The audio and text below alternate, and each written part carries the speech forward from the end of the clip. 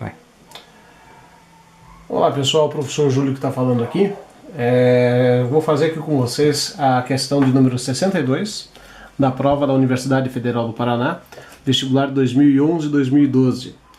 No final dos anos 60 e início de 1970, a sociedade brasileira experimentou os anos de chumbo da ditadura civil-militar, em especial após o silêncio imposto pelo Ato Institucional número 5, de 1968.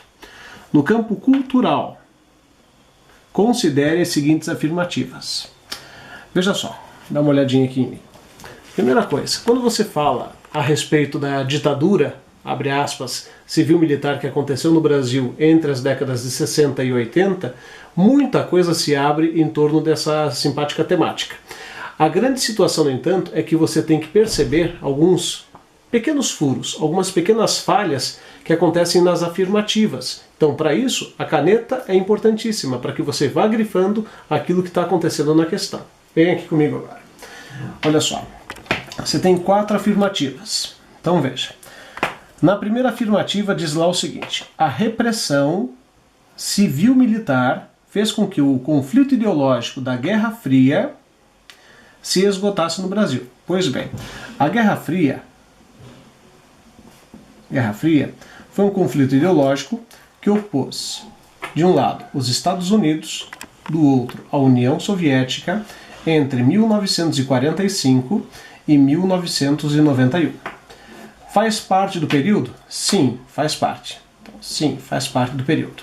Porém, o Brasil, que é o tema da questão, ele está vinculado nesse momento aos Estados Unidos, sendo que desde 1946 o Brasil se alinha ao, no caso, bloco capitalista, ou seja, aos Estados Unidos.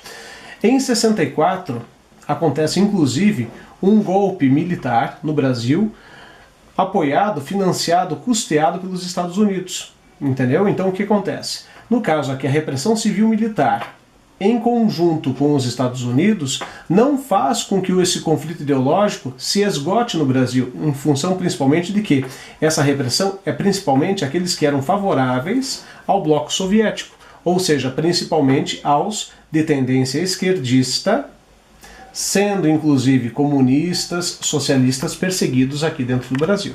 Então a primeira afirmativa é falsa.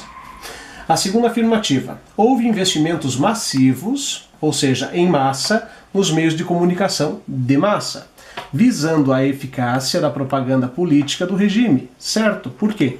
Em função principalmente dos meios de comunicação de massa, eles acabam sendo utilizados principalmente como meios de propaganda ideológica do regime militar.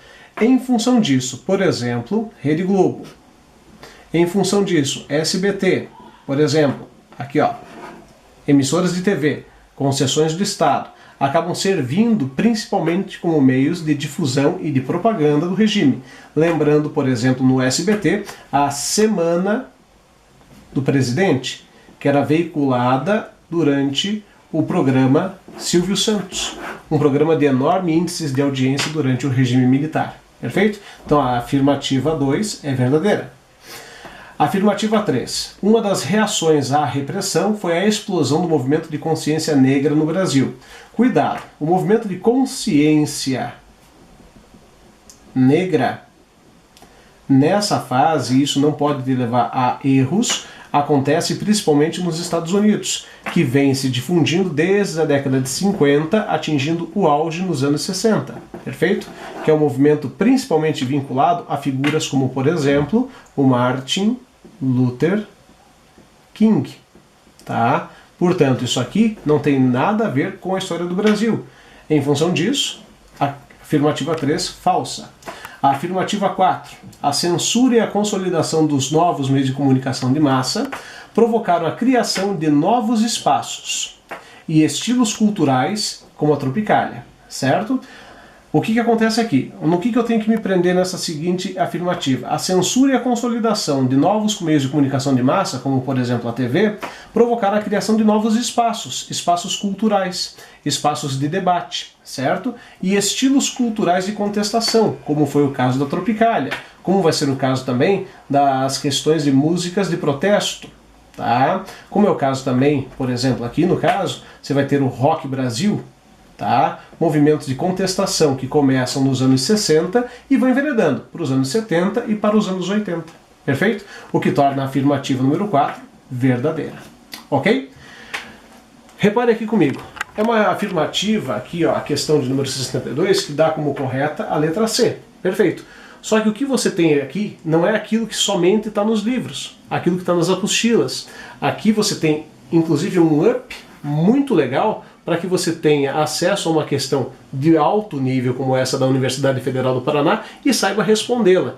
Não apenas conforme nos achismos, e sim com a certeza plena, coisa que você só vai ter aqui no nosso curso de férias, começando dia 4 de julho no Hotel Nico. Contamos com vocês lá. Até!